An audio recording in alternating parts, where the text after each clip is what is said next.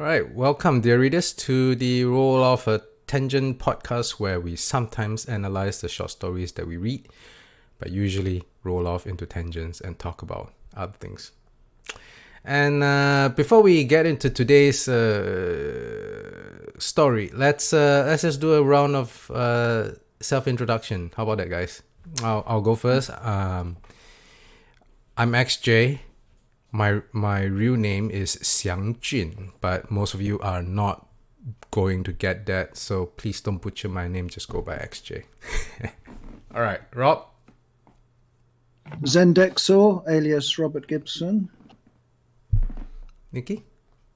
Hi, my name is Nikita Zur. Nice to meet you. Kaz Augustin. Hi, everybody. All right, man. Okay, so today we're gonna dissect the Hour of the Dragon, in which there's no actual dragon, which is a bit of false advertising. This is such a terrible thing that Robert E. Howard did. We should hound him to the ends of the earth. Okay, so who would like to start with? Oh, I like that. I like that, the initiative. Oh, okay, go for it, Rob. Tell us a little bit about the Hour of the Dragon. All right, well, most briefly of all, the briefest synopsis one could have in one sentence is Conan gets pushed off his throne and then recovers it. Now, those bare bones are fleshed out by a splendid procession of adventures. The reason he got pushed off his throne was a conspiracy by various discontented noblemen and renegade priests. So they each have their own motivations and stories. And the way he recovers it is extremely remarkable and involves long journeys throughout Robert E. Howard's invented a world with about 12,000 or so years ago. Now, rather than, I'm sure that my colleagues are going to go into great detail about the ins and outs of the plot. I just want to say that Howard solves a very difficult problem in this book, the problem that's likely to afflict any writer who tries to have a hero who's very physical and muscular defeat highly adept sorcerers and very intelligent enemies. Now, Conan's no dope, but he does rely mainly on muscle. How on earth can he defeat his arch enemy in this book, the sorcerer Zaltoten, who is not just any old sorcerer, but he's a kind of super wizard who was resurrected after reigning 3,000 years before the story over a whole empire of wizards. He's the most formidable villain that Howard ever wrote about.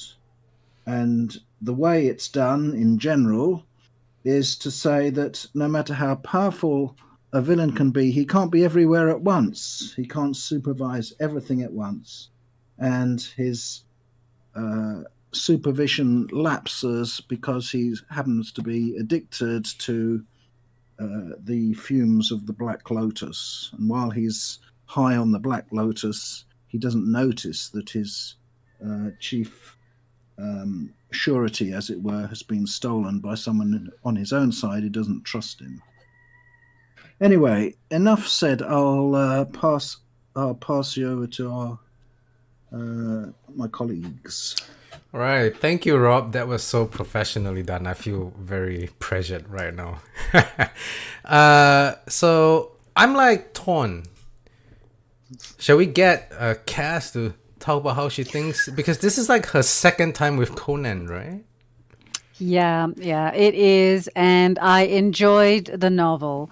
However, a novel does not seem to be Robert E. Howard's strength. I think that he is a master of the shorter story, but for me, it was just like one episode after another, after another, after another. And he kept to the same length of each of his novellas, right? Each of his shorter stories. So in that case, he had to sort of fill in and fill in and fill in to be able to get to a novel. And while I enjoyed them, I would have enjoyed it more if it had been broken up into four shorter stories. That's Yeah. how it was published. Yeah. It was Oh, published yes. in a magazine, so that's how it has this sort of feel, because it was This exactly designed for episodic. that. Yeah. Right. Okay. So put together in one book, I just kind of found it to be a little bit of what they call a coupon quest. You just have to go there and do this. Then you got to go there and do that. Then you got to go there and do that. And I would like to have seen maybe if it was a novel, and I wasn't aware that it had been broken up into episodes, but if it were a novel, I would like to see a little bit more in-depth discussion of the environment, of the culture of that universe. And I didn't see it. It basically read the same way as the shorter story for me, except times 4. Nikki, I want to hear from the Yeah. fanboy next. Well, we'll defend this man until I die. However, I do realize what Kaz is talking about, and if I were to be, as brave as that, and to tell Robert how he should have done the book itself. Yes, I think when it came to actually publishing it into a book and putting all the pages together, there should have been more sort of like background information on the places. There should have been a lot more of a like expansion of the chapters. I wanted this book to be actually like, I think it would benefit from the opposite of what most books would benefit from, which is fatten it up a bit, give it a bit more of a glare. Yeah. Spend a bit more time with all these crazy characters, because every time a crazy person is introduced, then they die almost like instantly, or they're right, which is cool because that's Conan. Also, Conan's like, I'm not gonna let them live for longer than 20 seconds if I see them. So that's also true. But the thing is, when the book was put into publication as a complete work that was sent out into bookstores, Robert was nowhere to be seen already. You couldn't have there was no time for him to rewrite anything or rework on this in any way, shape, or form, because it was published all in these magazines. I think it was Savage Tales or something like that. I'm not sure exactly. Weird Tales. Weird Tales. Weird Tales. Okay. Regardless, the way it works purely works in the media for which it was published. And nobody did any sort of tailoring when they put the whole thing together into the book. Regardless of that either, I enjoyed the thing because I actually read it like that. Like, I read 1 or 2 chapters, then I put it down and I read the next day. Like, I'm getting the new issue of the magazine, so on and so forth. I should have done that. Yeah, when you do it like that, it feels a lot more interesting. It feels a lot more like, oh wow, every chapter I pick up something crazy happens. That said, I don't think the first 4 or 5 chapters kind of suffer from that, actually. I think chapter 1 to 6, they're perfectly paced, like a single story, all going on, and there's a lot of description of what's happening and stuff, and the pace is just right. The first chapter having all of the bad guys sort of like coming together and resurrecting this great evil, what an awesome way to start, right? Like, oh my god. Okay, well, Conan, you got your work cut out for you. There's a lot of bad dudes, and they just got some super powerful mummy on their side. Yeah, it has a lot of classical beats to it, but I first read it at about 13 or 14 and in a different language. So it was translated to Russian when I read it. And either I misremember things because of my wild imagination when I was a kid. Could be. Because, yeah, I do remember a lot more detail there for everything I read about. But yeah, perhaps it's something that I thought of when I was reading it, and I filled out those details as I read it, purely from just the amount of energy and information that was sent out to me from the book. I found it an enjoyable read. Okay, what about you, Rob? How do you feel about the story? I think that I have to differ from you people. I don't see the objections as particularly valid. In fact, I think this is a good example of the packaging. I mean, here's my edition with a picture of. One day I'm gonna have a bookshelf like Rob. Yes. Yes. Yeah. Now, if you look at this, you would think, oh well, this is just another boring, trivial book about an over-muscled hero who can only get his own way by bashing things around. And there's lots of stuff written in this genre which is a complete yawn as far as I'm concerned. Now, if you see past the packaging and actually read the book, it's actually, to my mind, in my opinion, it's astonishingly well conceived and quite subtle, and above all, well written. I mean, I think that Howard is actually a master of his own type of English prose. He's much way above the average pulp standard. I think one of the it's useless to try and pick out this bit or that. I think I've just lost now. I just found a page and then I lost it.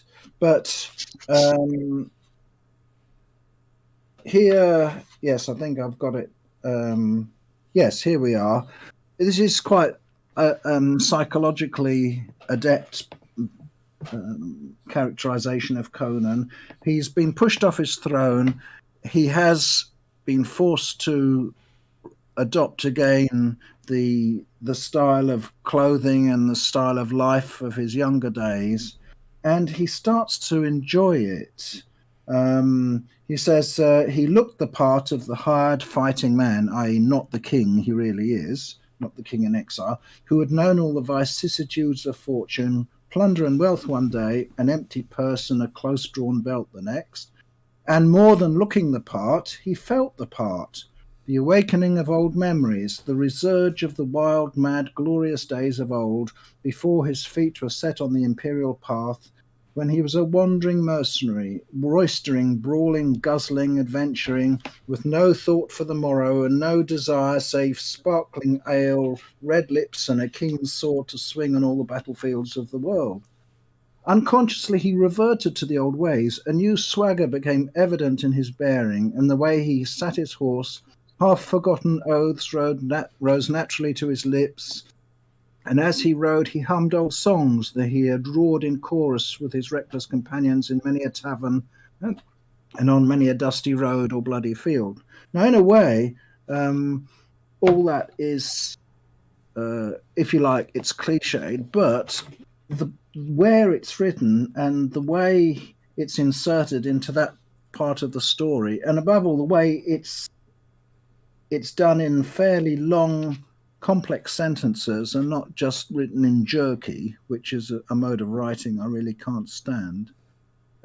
I think it's quite impressive. It is definitely, Rob. But I don't think that that's what we were talking about. The writing itself is superb. It's not his style. It's not his pacing. It's not what is it called? The pace of the action. All of that is perfect. The point is that I think what was Cass trying to say. You can tell me if I'm wrong, but the point is of when you're thinking of a novel, you're thinking of long, stretched out things for not just the main character, but also for a lot of the other people on subplots. Yeah, exactly. On the table, the other characters also experiencing some sort of a growth or dynamic or change, where even though we get to see, for example, Zoltatun a lot, we don't really get to see nor inside his brain until the end, really, nor any sort of changes from him, nor even him realizing that he caused his own doom. The man does nothing about the heart going missing for like almost the entire thing, right? And I mean personally. I don't mean like sending other people out. We don't get inside his brain. We don't really know why is he afraid of this stuff. You know, we get it. We get it again through Conan, and everything is focused on Conan, which is great, awesome. I want to hear about Conan as much as the next guy. But I think when, yeah, like when you're working on something like this and introducing all these crazy characters, like the naked lady from the Black Pyramid, I forget her name. I've forgotten her name. Well, that was a genuine. That was the nearest that Howard comes to being genuinely scary. I think most of Howard's scary bits are kind of performative horror. You know, you sort of you play along with it. You know, this is supposed to be horrible, so you give a pleasant shudder now and again. But that almost is really scary. That bit. Yeah, Akivasha. So Princess Akivasha,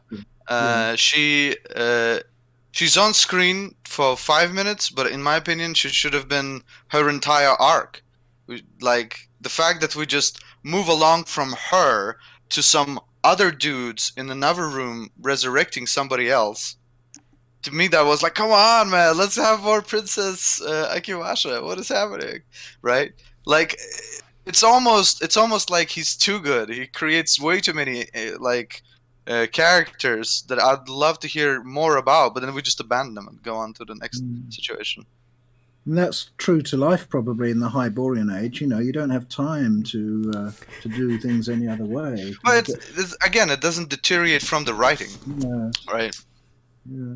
I think you chaps and chapesses are much too sophisticated for me. I mean, I just accept everything and lap it all up, basically. That's my style of literary criticism.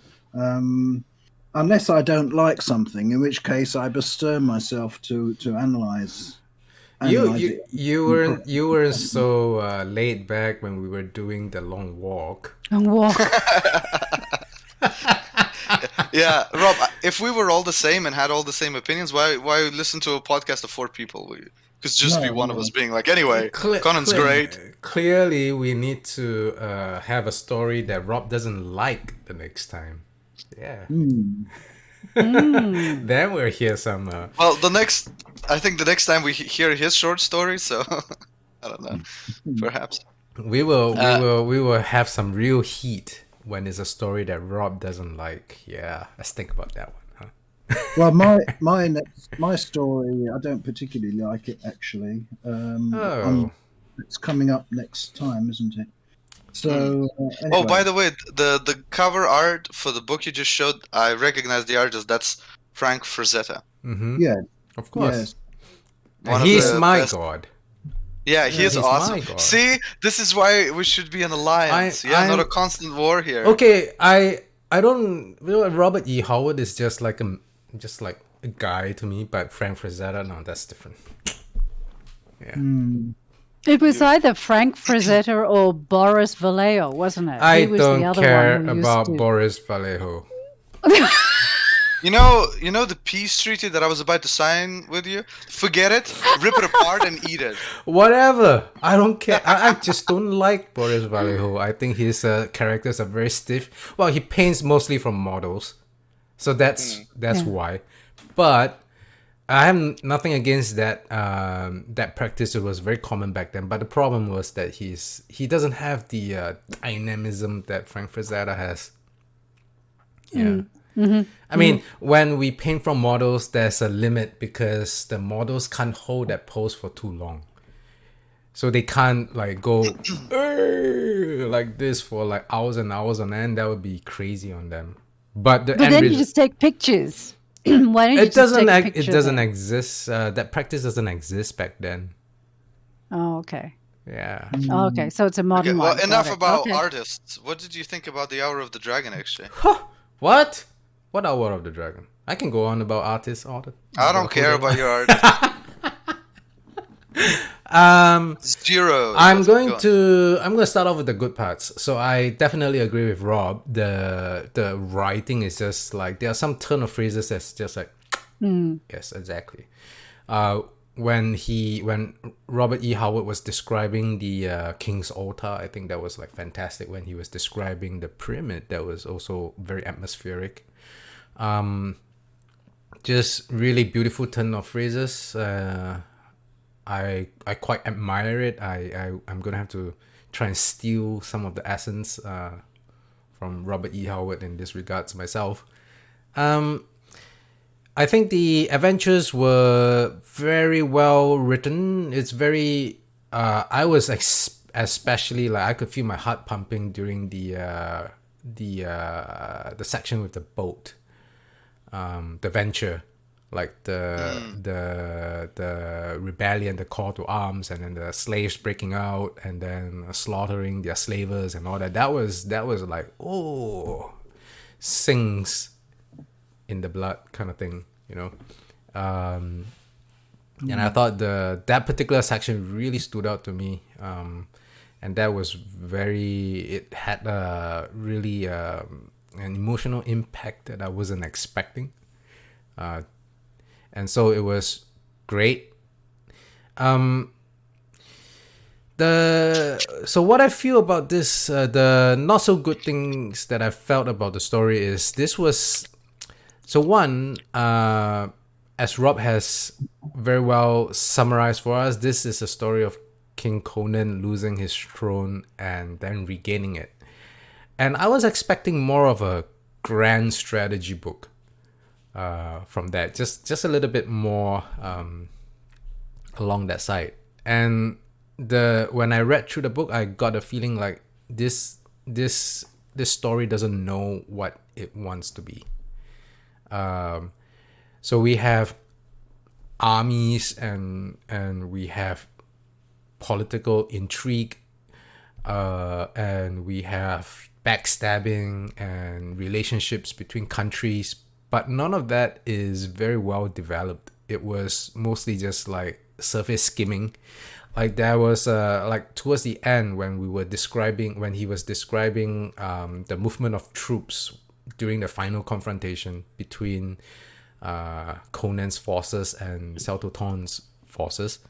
That was just one long description. There was no development, no real development of how Conan brought his people together. Where did Conan go? Whose support did he seek first? How did he influence? Whose influence did he leverage to get his forces together? And there, I think like so the really difficult thing about writing grand strategy stories is that there are tons of characters involved, and each of them need to be given some screen time to make it feel full. And the more characters you have, the harder it is to write. So I know the difficulty. It's very, very difficult. And you can see that Robert E. Howard avoided all of that. He basically chickened out. Every single time he had a situation where Conan can go in a group, Conan just says, "I'm going alone." When like he got himself a band of desperate slaves freed from the venture, and then they sail into Stygia, and then they were going to go into Stygia, and the slaves were all like, "Conan, I'm going with you," and then Conan went, "I'm going alone." Like, what the hell? And then before It's just too badass, man. What could I say? Before that, he had his Poitian. He was at what? I can't remember. There were too many characters with very similar sounding name. Was it Trocero or Palentites? Palentite. He was at Pointians, were they? And then the pointing guy was like the pointing guy was like, the knight was like, "Conan, let me go with you." And Conan was like, "Nah, I'm going alone." I'm like, what the hell? It's like he's so Robert E. Howard is avoiding. He tried to write a book about an ensemble class. this is what it's trying to be. I don't think he did though. No, I think he wrote Conan about Conan. That's why he goes along everywhere. But he didn't try to do what you. If he did, I mean, what I'm trying to say is the story that he's trying to tell is a grand strategy one. It's about a king trying to regain his throne, but it ended up just being a solo adventure of Conan. It's like he's maybe that wasn't his intentions in the first place, but it turned out to be every time there was an opportunity to write a group story, Robert E. Howard avoided it.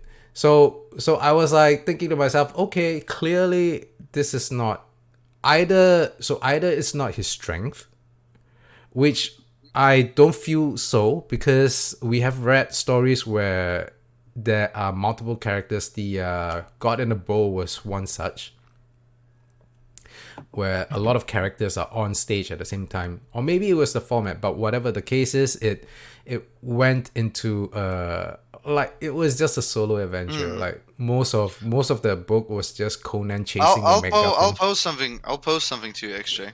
Yeah. So in every other book, in every other short story that we've read of Conan, most scenes are about other people, not Conan. Would you agree? Well, a lot of them I don't know. Hold on. Yeah. I don't know. So I didn't make I didn't note it down. What do you want me to say? yes, it is. It's this case, in my opinion. You can reread them and tell me if I'm wrong. But so 85% of everything that's written, it's all written about other people. And the Hour of the Dragon is the one place where we get to spend the most amount of time with Conan as Conan, and not like exploring other characters. So he does the reverse in the novel of what he does in the short stories. Because in the short stories, if you remember The God in the Ball, 90% of the dialogue and about the same amount of action is taken by other people, while Conan is standing there trying to think of a way to get out, right? In The Tower of the Elephant, Conan keeps on meeting people who are way more interesting than him at that moment, who give them a very interesting ideas that he takes with him, right? Like the Prince of Thieves, the Elephant Man, right, and so on and so forth. Beyond the Black River, we don't start with Conan. We start with some other dude going through the rivers, trying to survive, and we stay with that man for a long time through the story while he's the main point of view, and we just get to see Conan come out occasionally. So I think maybe Robert was trying something way different with this book. Maybe he was trying to do. That's not my point, though. What? But that's why there's no characters. No, I'm not saying that he's not writing other characters. That's not my point. My point was that he's not writing the characters together with Conan. It's not a group. They're not venturing forth as a group. That's because when you have a situation where it's multiple characters in the same scene, the difficulty exponentially spikes, because each character has to have their own interaction in their own moments, and especially if you're describing a fight, it becomes really, really tough, because everything's happening at the same time. But in the book, you can only go linearly. Right, it's paragraph by paragraph. You can't show them happening on screen at the same time, not like television. So that is a challenge, and I feel as if Robert E. Howard in this book avoided that challenge, because like there were at least two circumstances when he had the opportunity to really delve into the venture, just going the crew of the venture. Going into Stygia, that's one moment, and then Conan going off to find the Heart of Ahriman, that is another. And when there was a situation where a whole bunch of people were in the same scene that Conan is in and fighting, it was just a few paragraphs of this description, like the fight on the venture, for instance. It was that passage, the turn of phrase was beautiful, but it was just I'm trying to remember from name. The something about the tornado, the rage of tornadoes sweeping from the deck from one end to the other, and then blood spilled everywhere with Conan heaving and cleaving, and the black slaves turning on their captors, and that was it. There was very little moment by moment that we moment by moment description that we also see in other stories. So that was my point. It's not that he didn't write about other characters. It's that he didn't put them together and make them interact with each other. That's my point. Yeah, well, they were non-existent. Yeah. Yeah, so that's basically how I felt about Hour of the Dragon. It was also very long. Robert, go on. Chapter 20, the Drums of Peril chapter, I think partly answers XJ's first point about the gathering of the final army, which supports Conan at the end of the book. It is made fairly plain that after all the misgovernment of King Valerius, people were ready to rise, ready like tinder, to get sparked into flame. And the news that Conan was still alive after all was what created this conflagration of revolt, and also Zelata going around with the message that Conan was alive and so on, and the priests of Asura. I think enough is explained to make it clear how Conan managed to get himself an army. I don't think there's a practical problem there. I don't think it was an omission, if you like. The most general point I'd like to make, though, for all the objections, well, I don't know if you call them objections, all the caveats or whatever you want to call them that have been uttered so far in this podcast, I think the way it works is something that I think you people haven't allowed for, and that is, I think that when a storytelling power reaches a certain pitch, then a certain getting away with it factor kicks in, which means that it's like winner takes all. All the objections which might otherwise have been made cease to be valid simply because they get obliterated by the power of the story. So it might have been the points you're making might be valid enough if you put them in the conditional tense. If you say these objections might be valid if the getting away with it thing hadn't kicked in, if you see what I mean. Not quite. Can you explain that again, Rob? Well, all right, I'll try. I'll try use other words then. I think that when a story is good enough in one respect, it's almost as though it was good in all respects, simply because the one respect, if we're talking about sheer storytelling power, that sort of provides a free pass, as it were, for the rest of it. I don't know how this works, but it seems to work at any rate for me, and that a lot of objections which could have been made to a story no longer seem to count when it gets beyond a certain level of achievement. Okay, I get you. So you're saying that if the story is written well enough, all those things can be forgiven. Forgiven, or even put it even more strongly than that, they just don't come to mind. Well, they do come to your mind, but to a fairly simple person. If that was the case, then why did it come to mind? And you can't just say, well, he has such a fantastic storytelling ability, which he does. He really does. I'm absolutely loving the hell out of my Robert E. Howard readings. I really am. I think he's great. I love Conan. I think he's fantastic.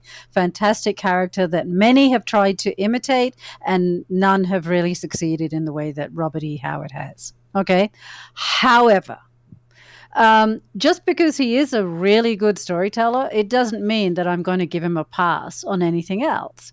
I mean, it's kind of like saying, you know what? It's sort of like Harry Harrison. You know what? I write the Stainless Steel Rat, and the Stainless Steel Rat is a fantastic character, which he is, right? Which he is. Stainless Steel Rat's one of the most fantastic characters of science fiction, in my opinion. But that doesn't mean that I'm going to give Harry Harrison, God rest his soul, a free pass when he screws up, or when I feel that things could have been executed a little bit better. In fact, because he has such strengths with his storytelling, it sometimes makes the failings to me a little bit more obvious. And I'm going, oh, why couldn't he have just tried a little bit harder with this?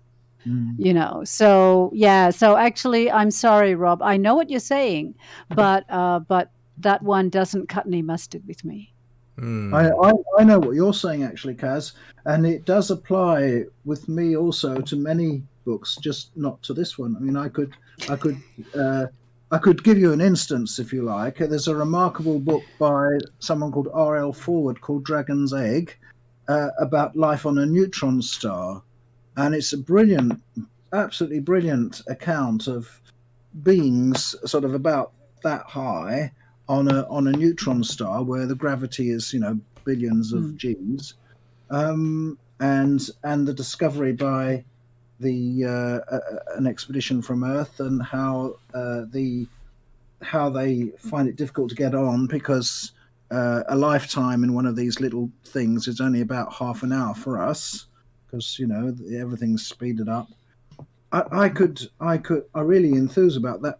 But there's one big flaw, and that is that the Earthship's crew aren't sufficiently surprised. They aren't sufficiently astonished by what they found. That to me is a great flaw. They just take it too much in their stride. They're interested. They're not absolutely gobsmacked, as I should think normal people would be. I don't think, though, that there's any failing of that magnitude in The Hour of the Dragon. Oh, no, I don't think so. I don't think so either. And in fact, I think that where certainly my criticism of The Hour of the Dragon comes from is I actually wanted to immerse myself much more into that universe. And I felt that it really didn't go far enough for me within the format of a novel. And the other thing which XJ just reminded me of is that those battle scenes, those let's cleaving and hewing scenes were much too short. I actually settled myself in and thought, okay, here we go. Cass is gonna blow. Right? She wants to see some blood. Yeah. I mean, I want to know how it happens. And he does go through that sort of level of detail in other stories, and he didn't go through it in this one to my satisfaction. So, there were sort of little things where I sort of thought, oh, because it's a novel, I can luxuriate a little bit. It's a bath. It's like a soak in a bath, not a quick shower, right? So you have different expectations. You expect to sort of just settle in there and go, okay, let's go. And, it just didn't have that sort of that lush length of the two exposition to it. The two big battle scenes are very minutely described. The Battle of Valkyr and the Battle of Tanasul at the end. Yeah, I know, but like when he was going through the ship, for example, right? When he managed to get on the ship that XJ was talking about, and that one was disappointingly short, and I thought so too. And I went, oh, yeah. So, well, I mean, like as an adventure story, it totally worked, but just not a grand strategy one, and that's that's the point I was trying to make, and I don't think the book kind of knew what it wanted to be. Like, it tried to tell a story of grand strategy, but ended up being a solo adventure. And I mean the story itself was quite fascinating. It's nice to read, and I think this is another very different side of Conan that we have all not previously seen from the books that we read. So now Conan is a king, and he has to think like a king. So it's a little bit different now, and the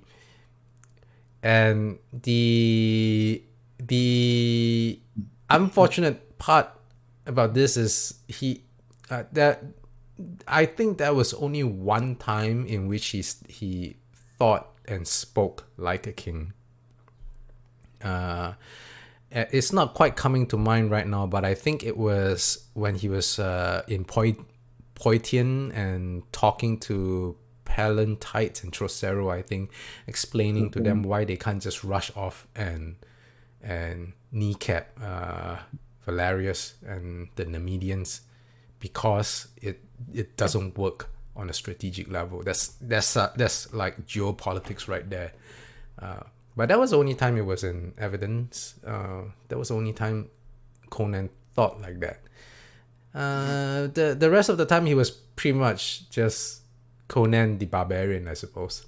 Yeah. I don't know. He was always on the lookout for. He was quite sophisticated in the battle scenes. I mean, he wouldn't have made the mistake that what's his name, who stood in for him at the beginning, made. You know. Yeah. Although if I'm not mistaken, didn't Celtoton say something about the spell affecting the minds and tempers of the people in that during that fight in the beginning? I seem to recall something like that. Did he? No, I mean, I'm not sure. Yes, I mean, it may have affected I can't remember the chap's name now. Nikki, as the fanboy, can you tell me if I'm wrong? You're right. Okay. Cool. Yeah, so I think it's so that mistake was not the stand-in's mistake. I think I think Cass dropped out of technical issue. Whoopsie daisy. We'll just have to wait for Cass to recover. Yeah. It's because you're talking bad about Robert E. Howard. He's come back from the grave to haunt. Someone out there obviously holds the heart of Ahriman. Well, actually, you know who it is? It's Frank Frazetta. Frank Frazetta is coming back from the grave because Frank Frazetta worshipped Robert E. Howard as a god. That's why he did all the artist stuff. And he's like, "How dare you speak bad of my man?" That's okay. Yeah, that's okay. Okay. Well, while we're waiting for Cass to come back, well, is there anything that you really, really like about? Hey, Cass. She's back. Yeah. So I was just gonna say, what about the things that we really, really like about the story? Because it can't all be bashing. Oh, we liked everything. I mean, I already said I liked everything else. I mean, the pacing, the turn of phrase, the character itself. I'm an absolute Conan fan now. Absolutely.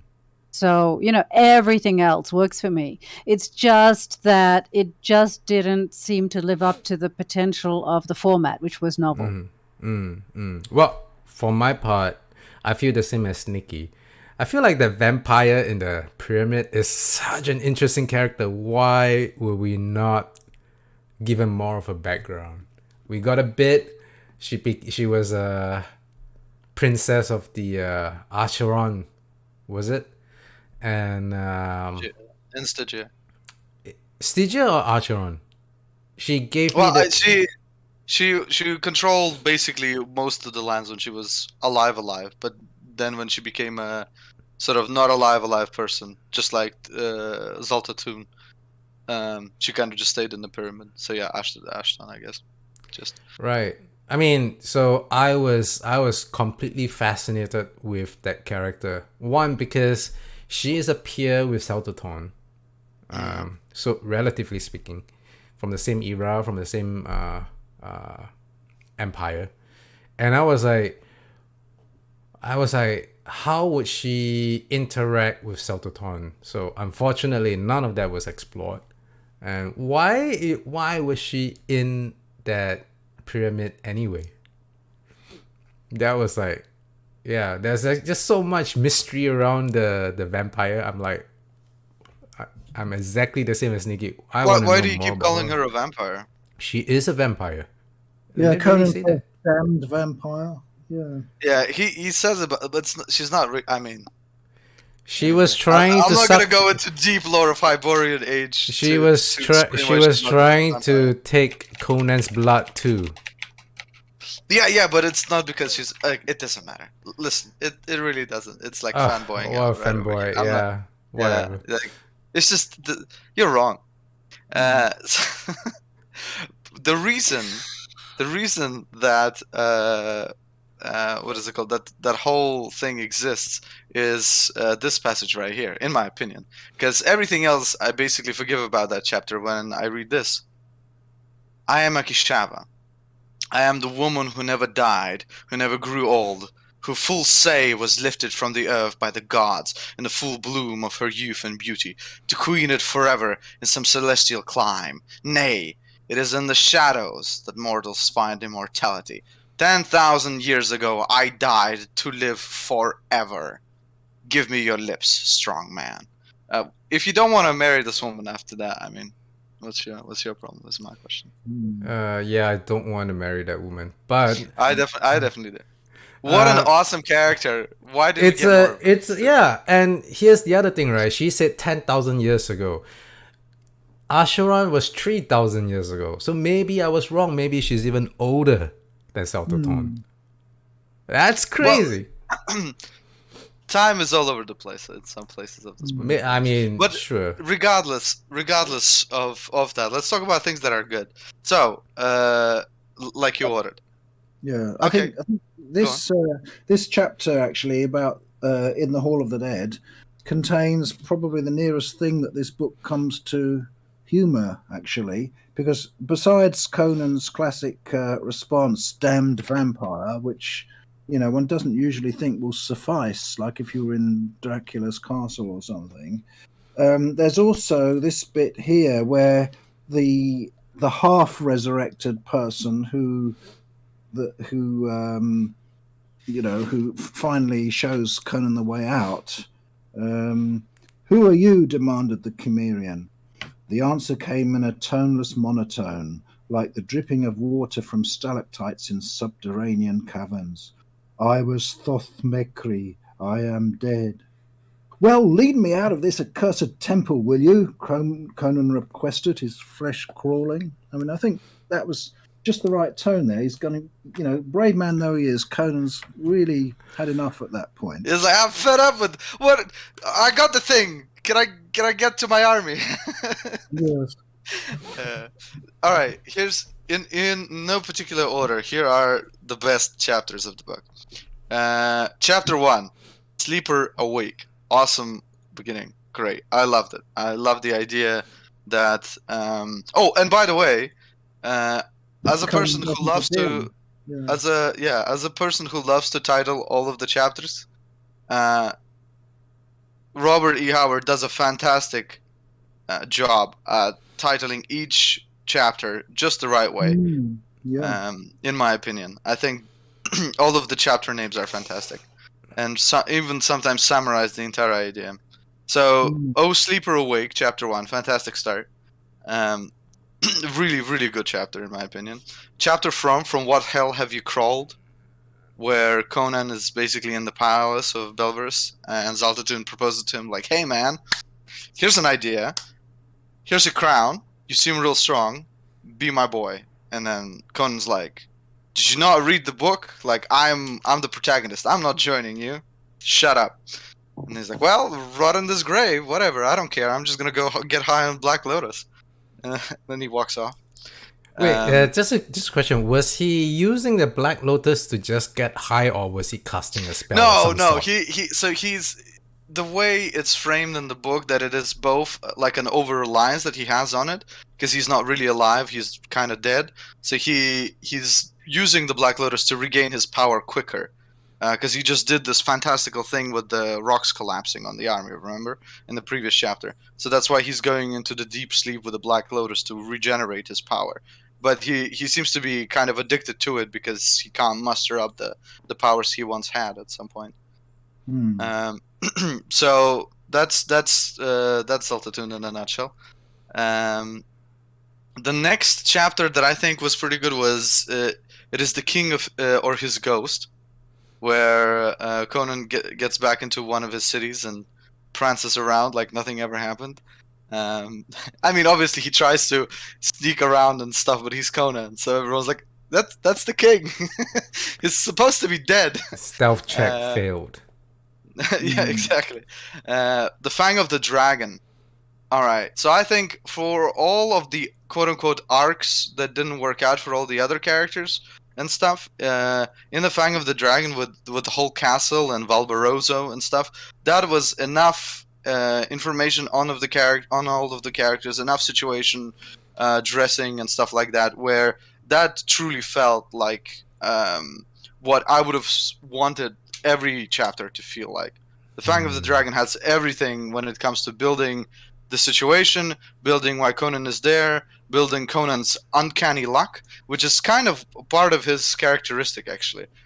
A lot of the times in the short stories, and here including, he gets saved because karma just comes back to him. I'm right? going to go back to the pyramid scene.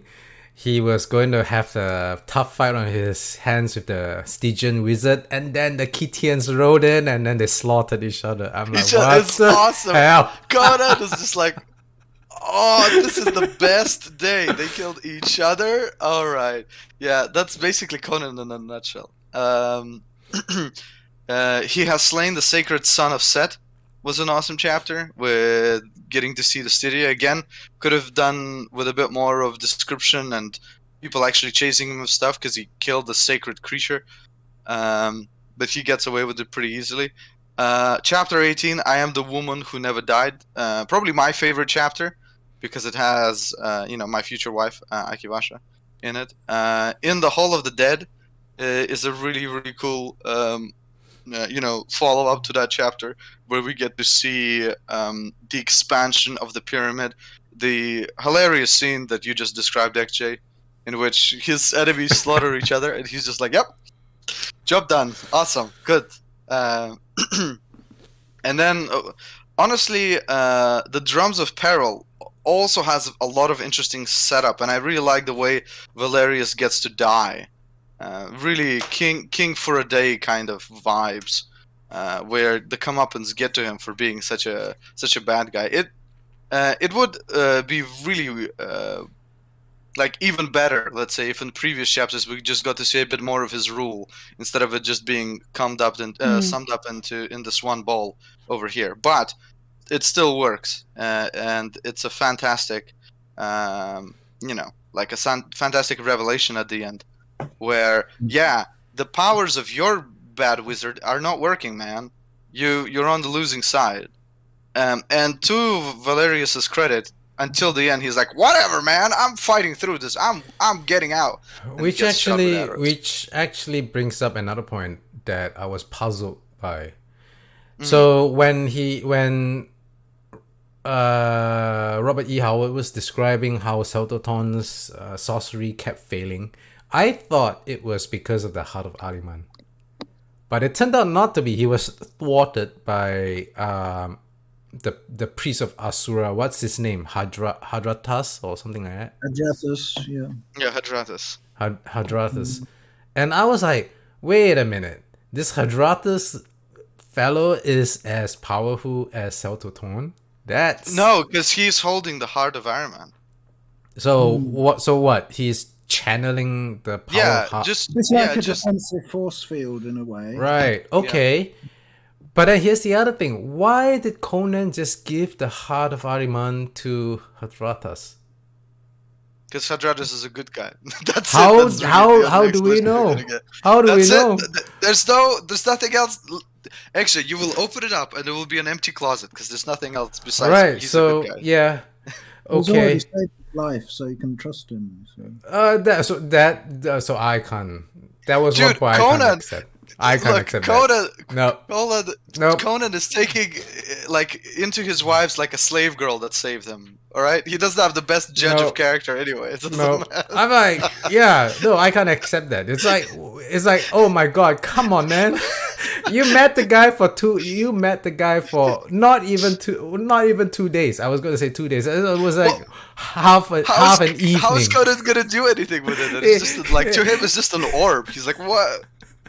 Can you fix this? And he's like, I can fix this. Did he not? It's like I would have, even if I was as dumb as that, I would have sent some people to make sure Hadratas doesn't do anything funny. And he just kind of lets I do agree that Hadratas. Conan should have been there. Conan should have been there at the last confrontation Yeah. with Zaltatun. It's Definitely, I it's like, oh my god, this is I can't take that. That was just like a break in the plot that totally took me out of suspension of disbelief. Yeah. Wow. All right, but anyway, we're gonna talk about the nice stuff. I'm glad I don't have a complicated mind like you lot. Wow. obviously because I'm cunning and not to be trusted. It's true. See, this is the thing. That we're sitting next to Zaltatun. Yeah, exactly. Nah, Robert, you're fine. No, you're Like not. I get exactly why Robert likes it, and I don't care. So what is it called? Like I look at it exactly the same way as he does, right? I understand completely why Robert enjoys this so much, Okay. and like Okay, just so- let him have his fun, guys. God, Sure. what's wrong with All you? right. So XJ and I are actually more allied with regards to Hour of the Dragon. Oh, Yeah. So yes, it's apparently. mostly Mhm. this. The allegiances this keep axis, switching. Yeah. I'm defending So Robert. Yeah, I mean, that's right. So this week, yeah. Like if- Normally I'll be like Mm. on the opposite side of Cass because I don't give a shit about characters. Whatever, man. Yeah, you're the one who constantly says. Well, actually, there's not a lot of scenery description for you to delve into. The pyramid was pretty good. pyramid was Actually, pretty good, actually, the description in the last, the drums beat, is that the last chapter? Like No, the road of Acheron. The road to Acheron. Sorry. is okay, the last. the very so that section, I can't remember if it's the one before or itself, but the description of the army placement was pretty good, I thought. He very well described the valley that Conan's army was in. He talked about the strategic pros and cons. Sorry to put that in such mundane words. And Yeah, he- that's true. I was impressed with that too. so I thought that was really well done. And he also described how Saltoton's army of Nemedians rode into the valley and stuff like that. You know, so Wait, Zalata was also there with Hadratus. Hadratus Zalata, and yeah. Zalata. Yeah, the witch. Yeah. And that is another one. I'm like, okay, why is Zalata involved? Because she's a good. But okay, so I'm who? not gonna. But who is she in the grand scheme of things? I get that she's actually a very powerful witch herself, just from the way she was introduced. But I'm like, I'm not sure what her importance is in the world of Well, light. in those days, you could be important without having to sort of pass loads of exams and things like that. No, sure. I mean, she might not. She might not. What I'm trying to say is so Robert E. Howard went into great detail talking about the importance of Saltoton and his influence on the world of Yeah. Hyberian. But Zelata is obviously has some influence of her own, even if it's not in the matters of mankind. Cosmically speaking, she's important. And I was expecting, like, I was like, if she's that important in the cosmic sense of things within the universe of Hyperion, The Hyborian age. the Hyborian age, in the Hyborian age. So I'm like, well, it'd be nice if she can get some background. Like, who is she? Mm-hmm.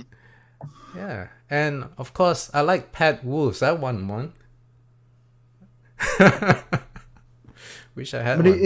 it's like reading The Lord of the Rings and saying, "Who the hell is Tom Bombadil?" You know, Well, I mean, so I kind of agree, but Tom Bombadil is obviously a author stand-in, or to me anyway. yeah. Oh, It's a Tom Bombadil is obviously a character that if he goes too much into would completely unravel his universe, because it's just that powerful. It just sounds like it. But he did go into a lot of details about Saruman, Sauron. I always mix those two up. I do agree that the Hour of the Dragon should have been a trilogy of books. Yeah. For the amount of the grandiose that wants to be shown, right? Yeah. Sure. If it had the 3-book, stratosphere of Lord of the Rings, I think maybe we've gotten a lot of what you're asking for. Yeah. Well, anyway, my standout chapter is for sure the venture on the ship. Yeah, when the slaves broke free. Yeah. right. Any standout chapters for you, Kaz? No, actually, I'm just trying to think back. The pyramid. No, actually, that was the one. And I really sort of thought, oh my God. Actually, there were a couple of places where I thought, how is he going to get out of this? Right. Yeah. I wonder how he's going to do this. And so it had me on the edge. There were 2 occurrences in the book where that was the case. I was going, oh boy. And, he managed to pull it off really, really well. Really well. Right. Which were those? So those would be one would be in the pyramid with the, with the undead. The undead lady. And the other one was when Mickey's future wife. Yeah, Akivashin, that's right. Thank you. Yeah, right. Yes, her. And the other one was when they were. Was it on the boat or was it when they were? No, right. It was right at the beginning when they were in one big battle and they found that they were hugely outnumbered. Or was that even a different Conan story? Maybe. All right. Yeah. If I had to go through all of the chapters that I mentioned, I think the 2 that I would highlight would be the Fang of the Dragon, which is about Count Valbaroso and his obsession with the box, and what Kaz just mentioned. I am the woman who never died. Plus, in the Hall of the Dead, like both of those. That was fantastic. Yeah. Yeah. You can't really separate those 2 chapters. Yeah, what about you, Rob? What's your favorite chapter? I would just go for all of them, really. Wow. It's the best. What can you say? Well, I mean, if you got a fan in Rob, then you truly got a fan in Rob. Yeah. Well, that's because my theory of literary criticism, based on experience, is that if a book works, then the reasons why it works kind of flood the whole thing. I mean, sometimes a book doesn't completely work, and then we have what the Kaz attitude, which is you praise it for its good points and you criticize it for its faults. I mean, I'm with that, but sometimes more specifically, the Kaz XJ Alliance. Okay. Well, I mean, having said all that, all the criticisms I have is as a reader. As a writer, I have nothing to say because, I mean, come on, Robert E. Howard versus me. There's just no comparison. But as a reader, I have the luxury of going all out. Yeah. It's such a pity he shot himself. Yeah. Damn. Well, we are Wow. coming up. We are coming up to an hour. And is there anything else we want to cover before we close off the podcast? Yeah. So a lot of the stuff that we read was later taken and should I say licensed through a lot of stuff. Right. It went through a huge machine of things where either action figures were made or comics were made from the Hour of the Dragon. It was a very well received book. It is considered to be one of the best works when it comes to novelization coming from the Weird Tales. And it actually comes down to where I found out about all the stuff, because the first time I saw Conan was not on the pages of the Tower of the Elephant or on a comic book that I was reading. It was actually in an old module of Dungeons and Dragons, where Akivasha was one of the main things that they put in there.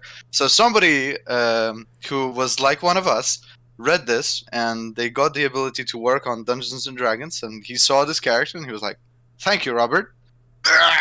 Grabbed it out of the pages and put it into his module.